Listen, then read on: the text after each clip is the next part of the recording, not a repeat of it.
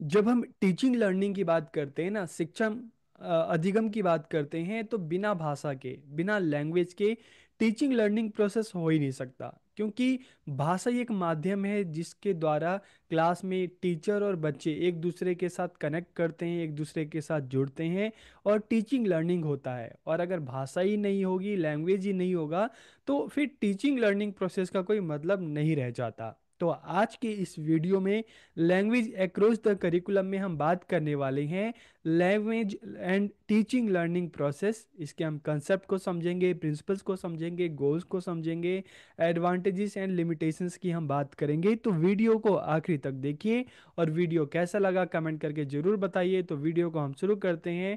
और देखिए, सबसे पहले अगर हम language and teaching learning process की बात करें, ठीक है, तो language is the medium of all types of education, की भाषा ही सभी प्रकार की शिक्षा का माध्यम है। ठीक है, चाहे हम बोल के पढ़ने की बात करें, हम लिख कर पढ़ने की बात करें, ठीक है, तो सभी जो है जितने भी शिक्षा के जो प्रकार हैं, सभी का जो एक माध्यम है, क्या है, भाषा है। चाहे हम लिखित भाषा की बात करते हैं, चाहे हम मौखिक भाषा की बात करते हैं। तो language is the medium of all type of education. और अगर लैंग्वेज ही नहीं होगी तो एजुकेशन का, टीचिंग लर्निंग का कोई मतलब नहीं रह जाता। तो it is the main medium of the teaching learning process, की भाषा ही शिक्षण अधिगम प्रक्रिया का मुख्य माध्यम है, मुख्य साधन है।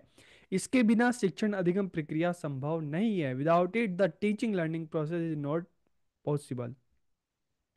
इसके अलावा through this teachers impart subject matter knowledge to student in the class, की भाषा के माध्यम से ही, चाहे बुक्स को पढ़कर, चाहे एक्सप्लेन करके, शिक्षक कक्षा में विद्यार्थियों को विषय वस्तु का ज्ञान प्रदान करता है। जो भी टॉपिक है, जो कंटेंट है, जो सब्जेक्ट है, उसमें जो भी नॉलेज है, भाषा के माध्यम से ही तो टीचर बोलकर, ब्लैक बोर्ड पे लिखवा कर, या चाहे पावर पॉइंट प्रेजेंटेशन की बात करें, स्मार्ट बोर्ड की बात करें, तो जो भी सब्जेक्ट मैटर है, सब्जेक्ट का जो ज्ञान है, ठीक है, विषय वस्तु का जो ज्ञान है, भाषा के माध्यम ही से ही तो टीचर बच्चों तक उसको पहुंचाता है, शेयर करता है। और भाषा के माध्यम से बच्चे लर्निंग करते हैं, उन चीज़ों को सीखते हैं।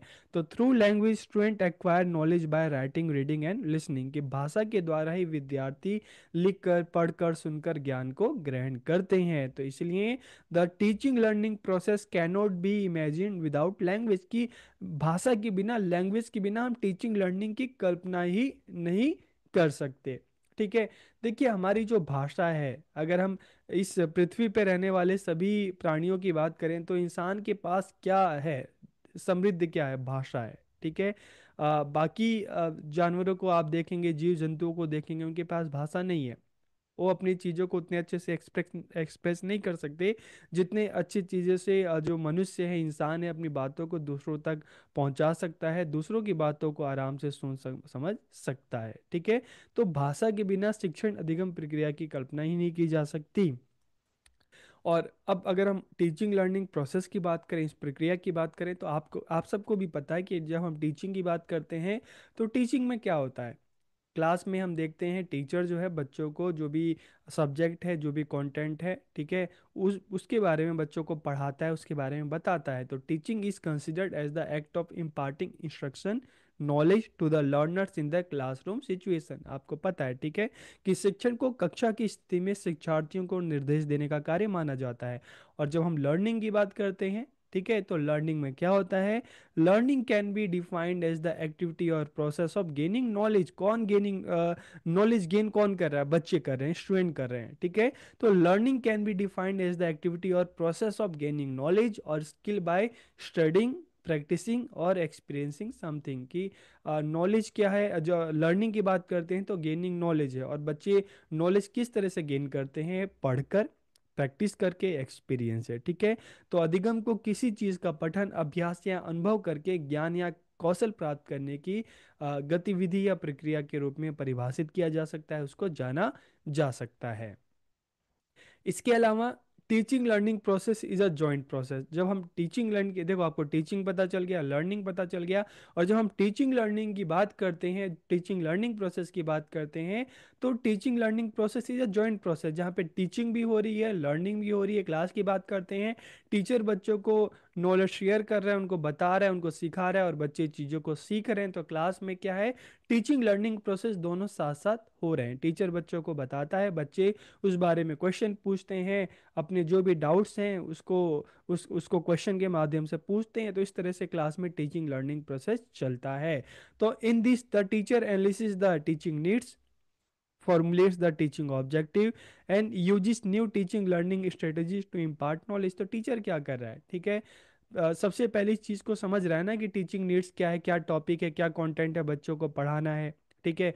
उसमें क्या क्या चीजें, ऑब्जेक्टिव डिसाइड कर रहे हैं कि जब इस चैप्टर को मैं पढ़ाऊंगा तो बच्चे क्या क्या चीजें सीखेंगे, और जो भी कंटेंट है, जो भी नॉलेज है, किस तरह से बच्चों को किस स्ट्रेटजीज के द्वारा, किन विधियों के द्वारा, किन योजनाओं के द्वारा बच्चों तक पहुंचाना है, बच्चों को सिखाना है। तो रणनीतियां क्या क्या होनी चाहिए, ठीक है।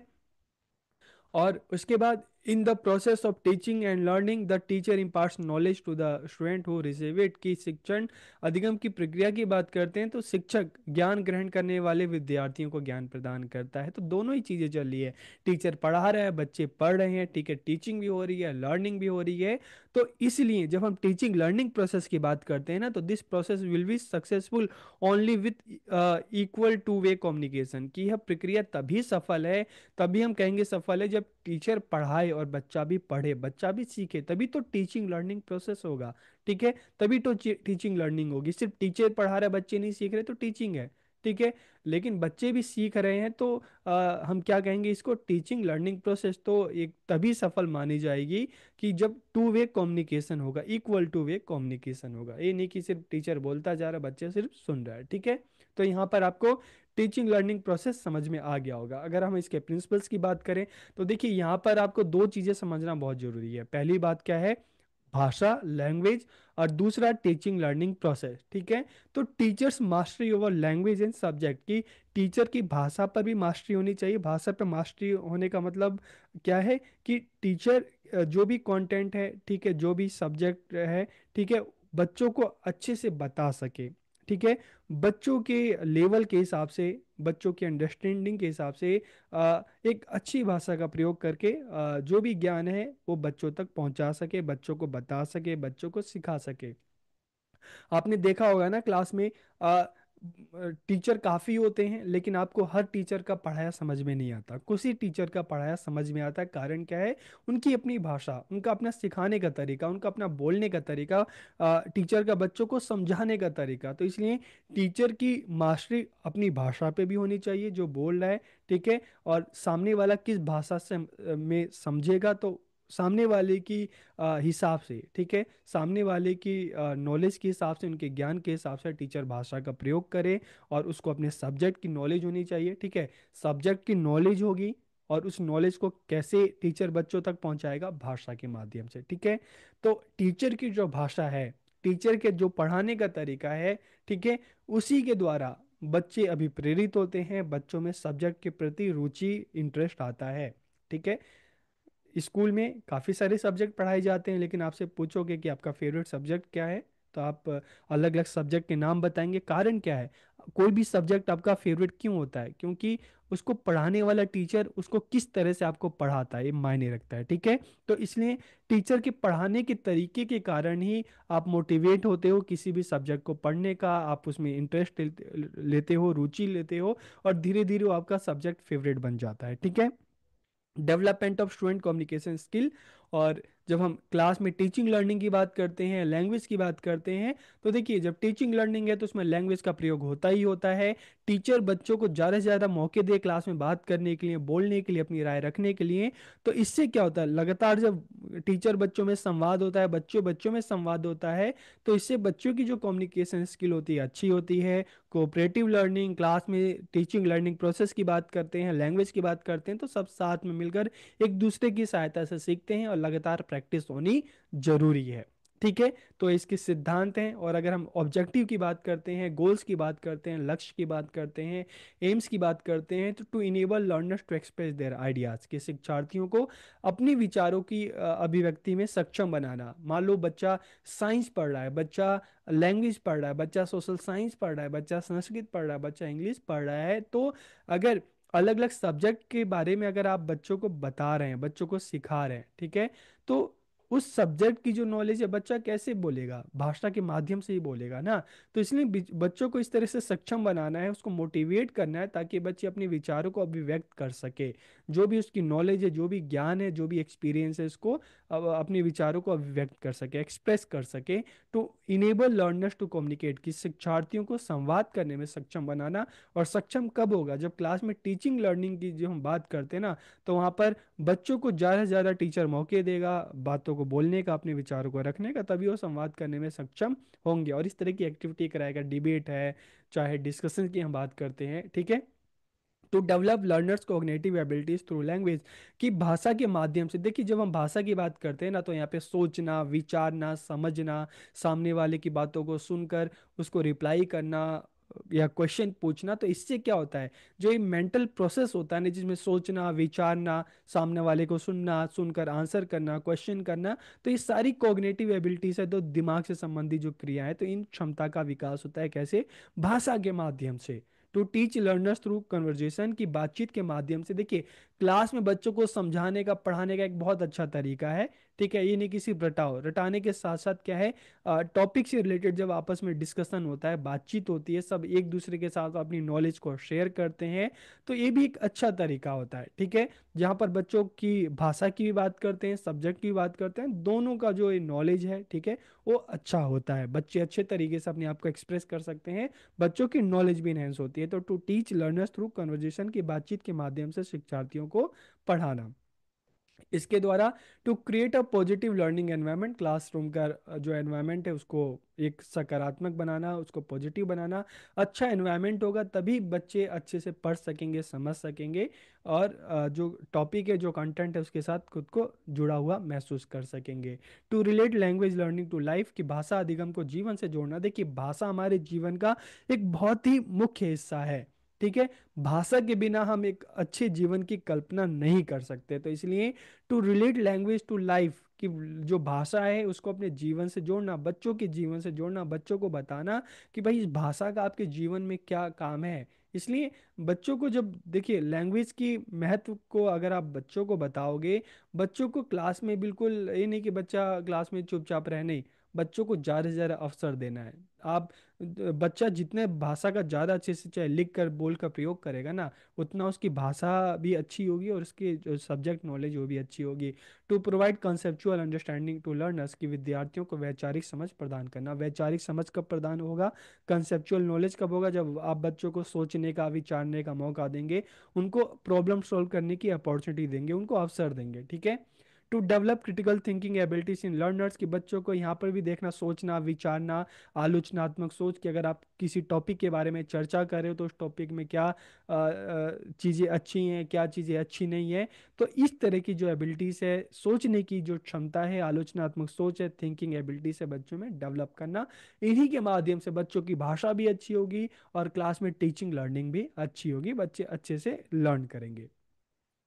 एडवांटेज की अगर हम बात करें तो देखिए इंप्रूव लैंग्वेज प्रोफिशिएंसी, की भाषा दक्षता में सुधार होता है।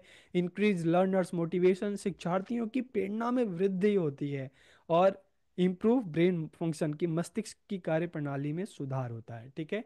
कब होगा, जब क्लास में टीचिंग लर्निंग होगी, भाषा का अच्छा प्रयोग होगा, सिर्फ टीचर ही नहीं बोलेगा बल्कि बच्चों को भी ज़्यादा से ज़्यादा अवसर मिलेगा क्लास में अपनी बातों को रखने का, ठीक है। तो हम मानते हैं 50-50%, ठीक है, जितना टीचर बोले उतना बच्चे बोले, या टीचर, अगर हम चाहे आप 40-60 भी लिख सकते हैं, टीचर 40%, बच्चों को 60% मौका, ठीक है।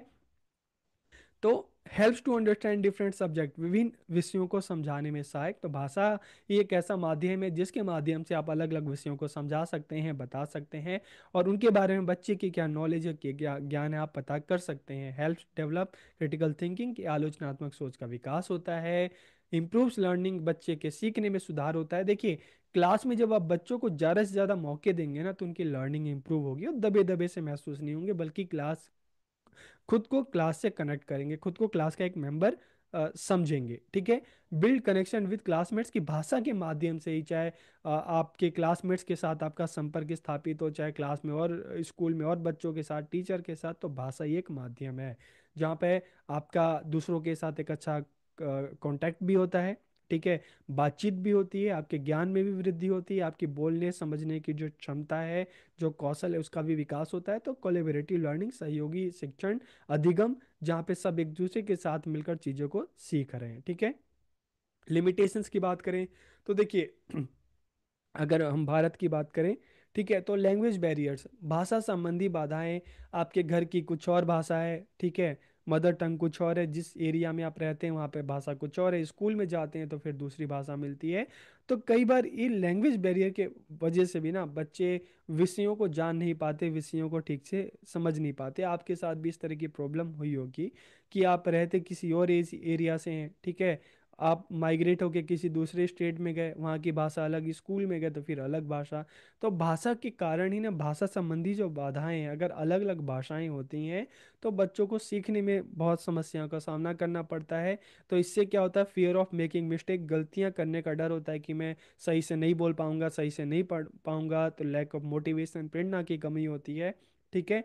तो ये कुछ लिमिटेशंस हैं। और देखिए, लैक ऑफ गुड टीचर, अगर अच्छे टीचर ना हो, अच्छे से समझाने वाले ना हो, बच्चों को ज़्यादा अपॉर्चुनिटी ना दें, इस तरह के अगर शिक्षक हों, तब भी कहीं ना कहीं बच्चों का भाषाई ज्ञान भी अधूरा रह जाता है और विषय का ज्ञान भी अधूरा रह जाता है। तो भाषा अच्छी होगी तभी आप दूसरे विषयों को अच्छे से सीख पाएंगे, जान पाएंगे। अगर नहीं, भाषा में ही अगर प्रॉब्लम हो जाती है, ठीक है, तो कहीं ना कहीं फिर आपकी जो लर्निंग है वो उसमें प्रॉब्लम होगी, ठीक है। आपको जीवन में, स्कूल में, ठीक है, आपको कहीं ना कहीं परेशानी का सामना करना पड़ेगा, ठीक है। तो वीडियो आपको कैसा लगा कमेंट करके ज़रूर बताइए। आप सबका बहुत बहुत धन्यवाद।